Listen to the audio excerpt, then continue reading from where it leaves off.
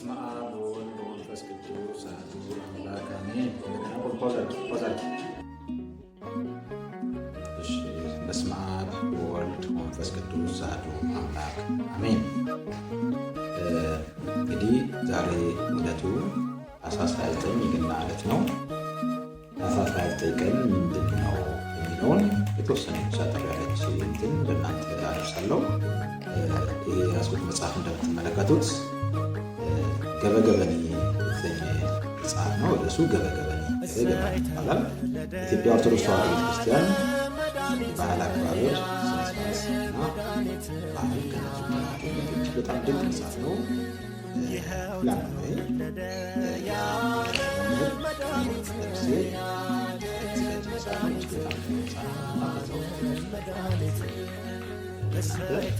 አሳሳቢ ቀን ማለት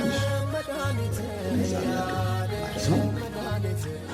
በውስጥ አንድ ሁለት ገጾች ታኅሳስ 29 ቀን ምንድን ነው? የዓለም ብርሃን ኢየሱስ ክርስቶስ በምስራቅታ የድንግል ማርያም ለዓለም ያበራበት ሰማይና ምድር የማይወስኑት አምላክ ሰውን ለማዳን የሰውን ሥጋ ለብሶ የተወለደበትና በአዳምና በሔዋን ምክንያት የተወሰደው ልጅነት የተመለሰበት የዓለም ሁሉ የነፃነት ቀን ነው።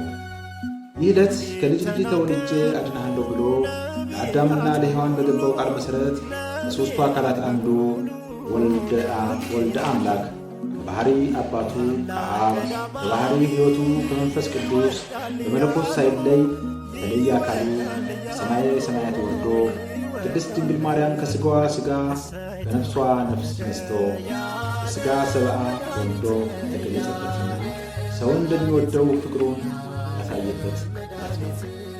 ይህ ዕለት የፍጥረታት ፈጣሪ የነገሥታት ንጉሥ የጌቶች ሁሉ ጌታ የሆነው ኢየሱስ ክርስቶስ የሰው ፍቅር አገብሮት የእኛን ሥጋ በመልበስ ጠባብ ደረት በአጭር ቁመት ተወስኖ በከብቶች በረት በአህዮች ግልግል ተወልዶ በጨርቅ ተጠቅልሎ ፍጹም ትሕትናውን ያሳየበትና አዳምና ሔዋንን ከዲያብሎስ ባርነት ያላቀቀበት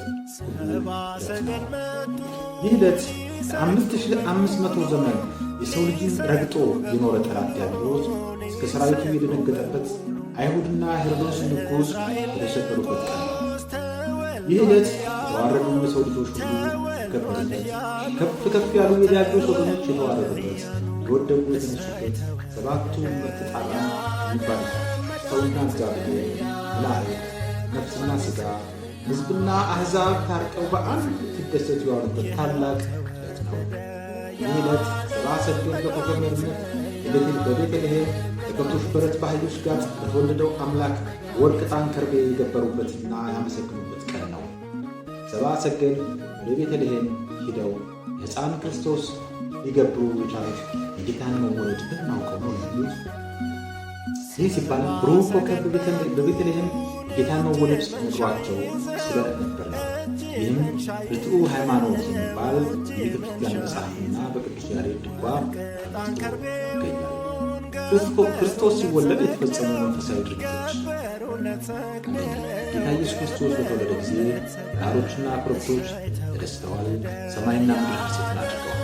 ይህ እንግዲህ ተመልከቱ፣ ሰው ልጆች ተራሮችና ኮረብቶች ተደስተዋል፣ ሰማይና ምድር ሐሴትን አድርገዋል። በዚህ እኛ ሰዎች እጅግ በጣም ከዚህ በላይ ጌታችን መወለድ ዳግመኛ እኛን ለማዳን ከኃጢአታችን ለማንጻት እና ሁላችንም በዚህ ደስተኞች ነን። ስለዚህ ሁላችሁም የሰው ልጆች ድንግልናን በዓል አስመልክቶ ወንድሞች የመተሳሰብ የአብሮነት፣ የአንድነት፣ የፍቅር እንዲሆንላችሁ እንመኛለን። እኛም እንግዲህ ከቤተሰቦች ጋር በዚህ መልክ ጥሩ ሁኔታ እያከበርን ያለ ነው። ዛሬ ደግሞ እንዳጋጣሚ ነው ለእኔ በጣም ልዩ ቀን ነው። ምክንያቱም እኛ ልጃችን ክርስቲያን ይበልጣል በዚህች ለተወለደቤታችን በጣም በድለኝነት የምንቆጥረዋልና ይችን ቀን ደስታ ያገኘንባት የእሱ ልደት ናትና እስሮናል ለማለት ያክል ነው። ሰላም